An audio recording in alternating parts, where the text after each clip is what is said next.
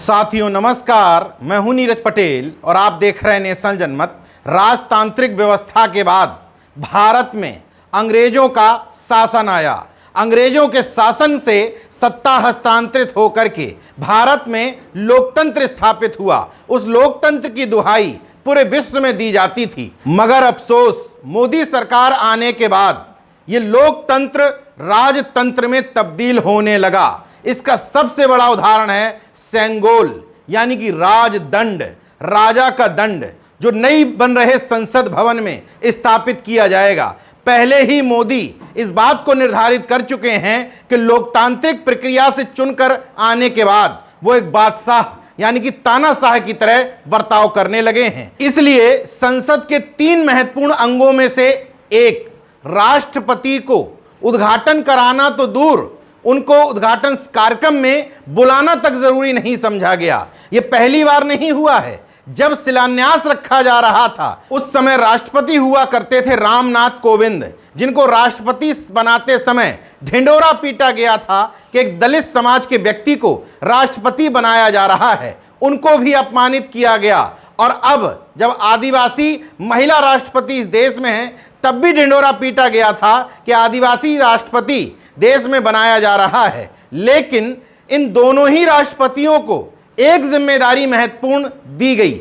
जब जब ये लोग राष्ट्रपति भवन से बाहर निकलते हैं, नोट कर लीजिएगा, ये बात बिना तथ्यों के नहीं बोल रहा हूं, पूर्व राष्ट्रपति और मौजूदा राष्ट्रपति जब जब संसद भवन से बाहर कदम रखते हैं, तब तब किसी ना किसी मंदिर में माथा टेकने, मतलब अपने समाज को यह संदेश देने जाते हैं कि इसी गुलामी की बदौलत हम यहां तक पहुंच पाए हैं। मतलब अगर ये गुलामी तुम नहीं करोगे, उनके प्रतीकों के सामने नतमस्तक नहीं होगे, तो तुम्हें कोई पद प्राप्त नहीं हो सकता है। खैर ये अलग बात है। नेशनल जनमत संवैधानिक प्रावधानों का ख्याल रखता है और संवैधानिक प्रावधानों के हिसाब से भारत मौजूदा समय में एक लोकतंत्र है। भले ही लिखित रूप से सही, लेकिन लोकतंत्र है। इस लोकतंत्र को पूरी तरीके से राजतंत्र में बदलने की प्रक्रिया अपनाई जा रही है। और इस लोकतंत्र में कल्याणकारी राज्य के प्रतीक के रूप में अशोक स्तंभ को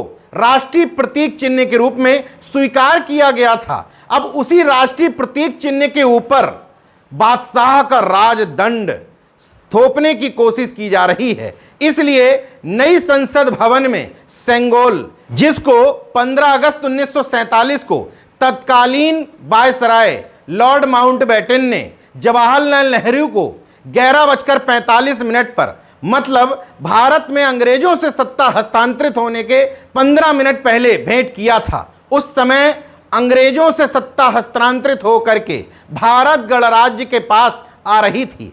आज 28 मई 2023 को सत्ता किससे हस्तांतरित होकर के किसके पास आ रही है? यही है मौजूदा बादशाह का कैमरा प्रेम और आत्ममुग्धता। ऐतिहासिक पीएम बनने की होड़ में लगे नरेंद्र मोदी जी कोई भी ऐसा मौका नहीं छोड़ना चाहते जब उनका नाम इतिहास में दर्ज हो जाए, भले ही निगेटिव तौर पर सही। पूरी भारतीय जनता पार्टी और संघ नेहरू के कार्यकाल को पानी पी पी कर कोसते हैं। आज जब राजदंड स्थापित करने की बात आई तो याद दिलाया जा रहा है कि 1947 में जवाहरलाल नेहरू को यही राजदंड सौंपा गया था। उस समय और अब में अंतर समझिए।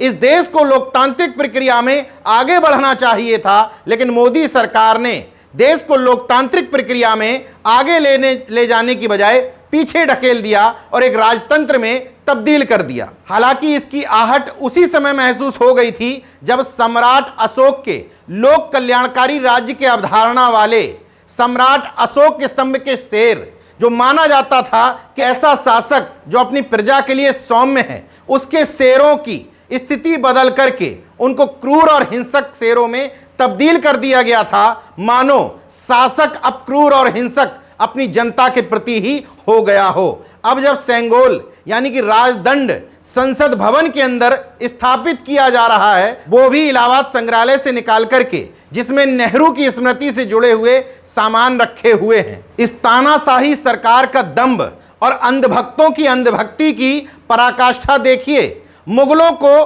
पानी पी पी कर कोसने वाले लोग आज राजदंड का समर्थन कर रहे हैं, जबकि मुगल शासन की अंतिम निशानी हुआ करता था। जब मुगलों को बताना होता था कि इतने जगह पर हमारा राज्य स्थापित हो गया है, तो उसके लिए इसी राजदंड को सत्ता हस्तांतरण के लिए इस्तेमाल करते थे। हालांकि तमाम भारतीय शासक भी किया करते थे, लेकिन लोकतांत्रिक प्रक्रिया में राजदंड नहीं हो सकता, क्योंकि राजदंड जब हस्तांतरित किया जाता था उस समय यह माना जाता था कि राजा हमारे लिए ईश्वर के प्रतीक की तरह है, और राजा का दंड यानी कि राजा जिस पर खुश हो जाए उसको दंड दे दे, जिससे नाराज हो जाए उसको हथकड़ियां डलवा करके जेल में डलवा दे। मौजूदा समय में इसी तरह का क्रूर शासन स्थापित करने की कोशिश की जा रही है।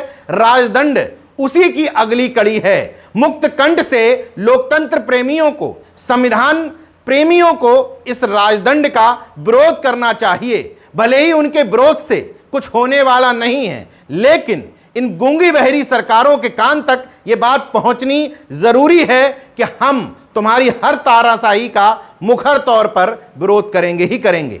देखते रहिए नेशन जनमत, जागरूक और सजग बने रहिए। जय विज्ञान, जय संविधान, जय लोकतंत्र। धन्यवाद।